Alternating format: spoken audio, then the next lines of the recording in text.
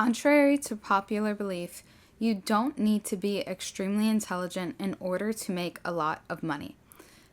Once you understand how systems work and how people work, you don't need to have an extraordinarily overly high IQ in order to create massive amounts of wealth. A lot of times, wealthy people, yes, some can be very intelligent, while others, for example, Elon Musk, while others can be simply just the laziest people on the face of the planet.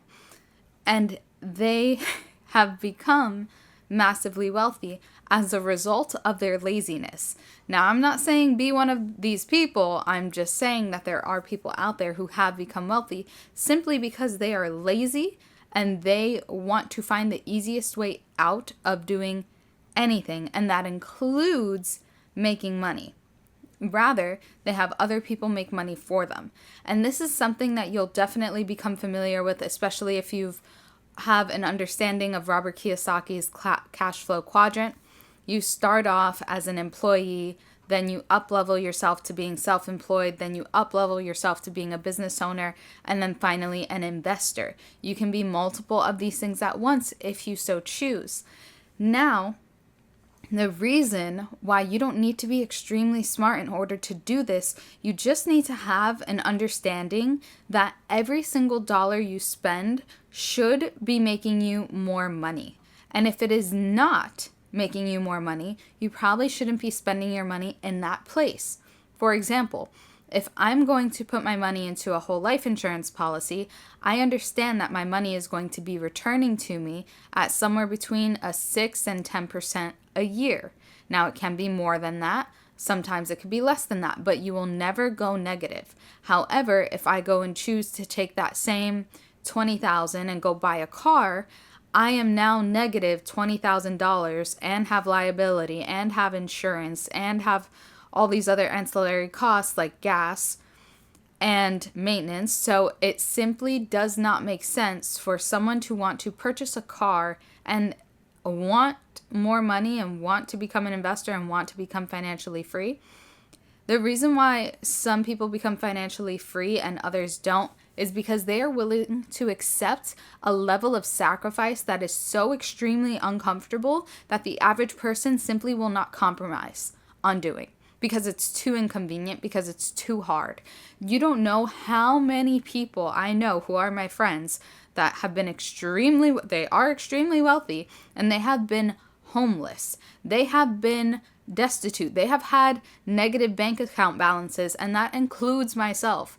It is extremely difficult to break the thresholds of financial wealth. And once you're past the first barrier of figuring out how to make your first 100K, the rest is easy. And I'm not saying it's easy because the process gets any easier. You simply become more used to the processes that involve actually having a business. And then 2, you finally understand and have made all your mistakes, ideally with making your first 100K, of how not to make these mistakes in the future. So in addition to that, you also start to understand systems. So there's something called outcome-based thinking. And with outcome-based thinking, you are not simply reflective and thinking about how can I get this done right now? It's definitely a bigger picture view in how you're thinking. So you're creating a strategy and a series of systems that will give you the result that you want. So if my result that I want is to replace my annual income with passive income, I will put my money that I have that I gained actively into passive income investment opportunities where my money will be working for me without me needing to work for my money. And this can also be a mindset shift for you guys too. If you believe that you genuinely do not have to do anything for your money and money simply comes to you and it is your birthright, but you have put action to a plan that you have put in place in order to make that result happen, then it has no choice but to come into your reality and be true.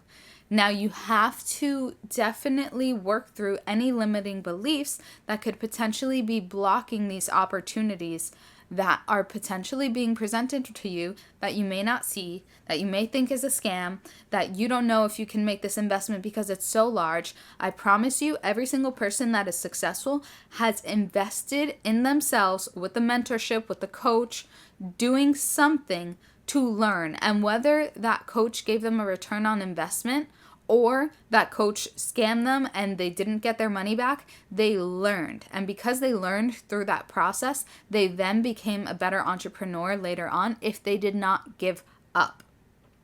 And I know if you're watching this, you are not someone who gives up. Because if you are, I would much prefer you go watch someone else, because you're not going to want to hear me. I will trigger you. I will trigger you and I will challenge you to grow. Because I do that for myself every single day.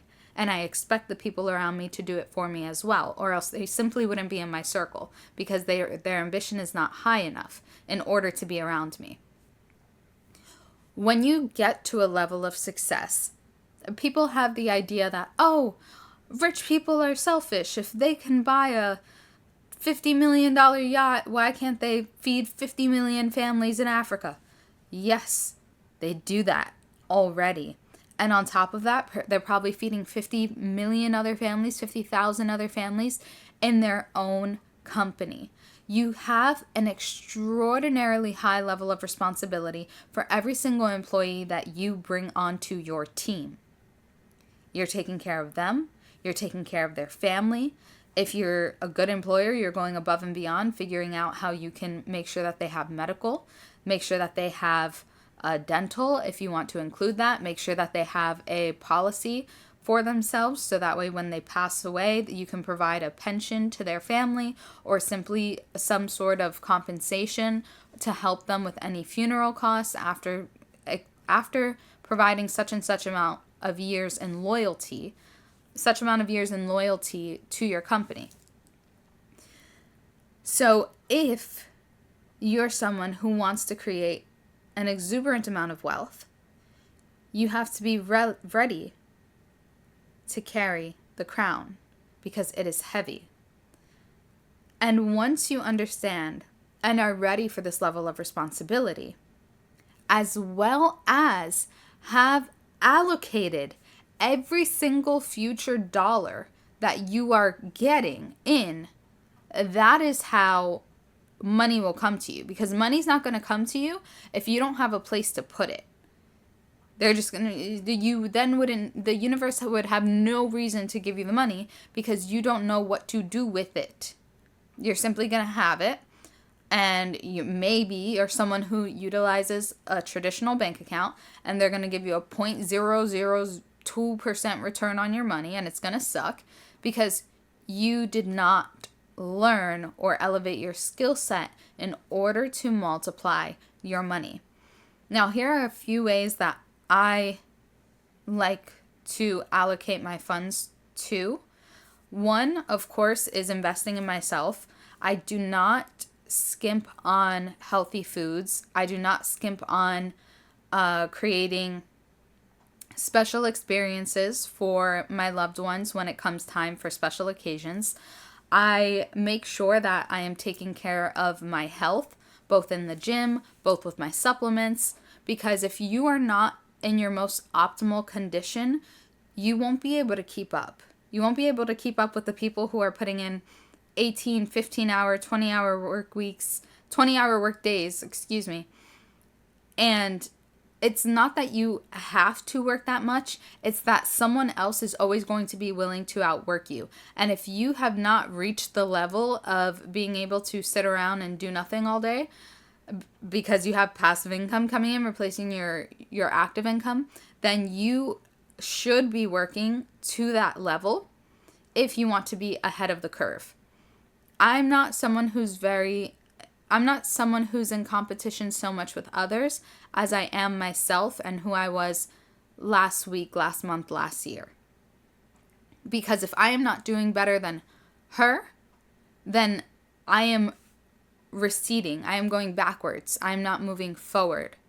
And I must move forward in order to become this ideal version of myself. In order to create the most ideal version of yourself, you have to mention, writing it down, one, who you want to be. How do you want to interact with others? Is it simply, I just want to interact with my loved ones, and then my clients be handled by the employees that I have? I want to interact with only CEOs and only see family on the holidays because they keep my ambition high. And then how do you want others to perceive you? Do you want others to perceive you as authentic?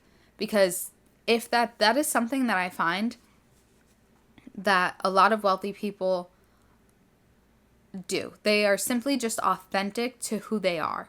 Now, do they know how to read a room very well? Yes. Do they know how to negotiate? Yes. Do they know how to invest into themselves and not penny pinch? Yes. There are some that do penny pinch, and there are some that are more fluid with their funds because they're more in an abundance mindset. And I find myself swaying more towards those people than the people who are stuck in scarcity and lack, because then they're simply, the people who are stuck in scarcity and lack are simply just running on a hamster wheel. If you're constantly telling yourself there's never enough, there will never be enough. If you're constantly telling yourself money comes to me easily, money comes to me frequently, money comes to me in increasing quantities through multiple sources in unexpected ways, shout out Bob Proctor, then it will be so. Whatever you say, whatever you believe, whatever you act upon will be so. Time just simply hasn't caught up yet. And it's not your job to make time speed up faster unless you are doing something that is procrastinating the situation. You have to be able to move at a steady speed with consistency in order to achieve the goals that you're looking to achieve. And you need to be very clear and intentional with what those goals are. That's it. People who make money are extremely intentional. They're intentional with their relationships. They're intentional with their business decisions. They're intentional with what actions and decisions they're going to make moving forward, not just only in their personal life, but also in their business life, also in their investments, also in their health. It is an all-around becoming of the most optimal version of yourself, in my opinion. I'm sure there are others out there who make money. You can make money doing absolutely anything. There's no cookie cutter way to do it. It must be what is most aligned with you. Now, is that meaning that you have to follow your passion and that's where you'll make money? No, not necessarily. This can simply be something that you're good at. For example, my passion is primarily in health and healing, but I happen to be good at finance. And growing up, my two favorite subjects were math and science. I was on all the APs and honor classes for both of those topics. I was good with them all the way through, even until college, getting A's. So you have to build not just your skill set. You have to understand that you must invest in yourself. And investing in yourself includes investing in your health. This includes investing in your education. And I'm not speaking about education in the traditional sense of the term. Education is anything that will help you improve the skill sets that you already have or that you are looking to learn brand new. I have found that if you are continuously investing more into something that already has momentum, then you are going to have an easier chance of rolling the snowball down the mountain than you are trying to push it up the mountain. You get me? It only makes sense because you are following the path that was meant for you. If you are constantly trying to change things in the way that you want them to be, it simply will not work out, because then you're working against the universe. You're creating too much friction. You have to flow with the universe. And the universe will present opportunities to you. It'll come to you in dreams. You'll hear it from multiple different people who are around you. For example, I have a friend who has saved up quite a bit of money, and they are a W-2 employee, and they saved up about 5 digits. They saved up 5 digits, right? And they had the choice of either buying a liability or leveraging credit to buy that liability and get a loan, or simply take that cash that they had and put it in an investment that would give them a return of somewhere between 5 to 15% a month. But because of the mentality that they grew up with, they want to hold on to their money and keep it in the bank account that is losing them money every single day. And you can only help people who want to help themselves. You simply cannot help people who don't want to be helped. And if I present an opportunity and the timeline for that opportunity for my friend runs out, then so be it. That timeline has now closed. Opportunities will only stay open for so long, so you must be willing to jump in on the opportunity when you get the opportunity presented to you and not take too much time. People who make a lot of money do not take too much time in order to make decisions. They make a decision and then figure out the rest later. They either say, yes, I'm going to do this, or no, I'm not going to do this. And if it's a, yes, I'm going to do this, then it's what next steps do I need to take to make sure it's executed properly? Or if it's a no, it's what other opportunities do I have available to me that I am able to achieve my goal if this opportunity wasn't necessarily meant for me. So as you can see, there's a lot of strategic thinking, but it all comes back to a systems-based thinking. So if, again, my goal is to just simply replace annual income, or let's elevate the goal, because even that's just a little bit too small for me.